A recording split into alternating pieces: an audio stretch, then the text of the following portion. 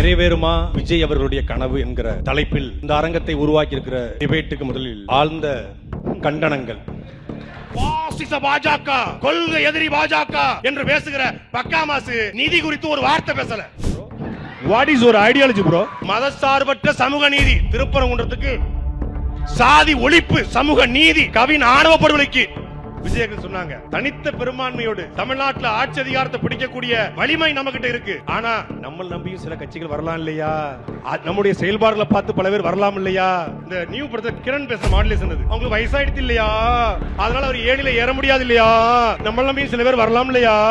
கத்தி படத்துல ஒரு 200 கேமரா 2G காத்திலே ஒழுல் பண்ண ஊர் சார். இது படத்துல மட்டும் தான் பிரஸ் மீட் பண்ணுவாப்ல. சரியான நேரத்துல சரியான இஷ்யூல சந்திப்பாரு அப்படிங்கிற. கரூரில் 41 பேர் மரணத்தை விட சரியான நேரம் உங்களுக்கு வந்துருமா?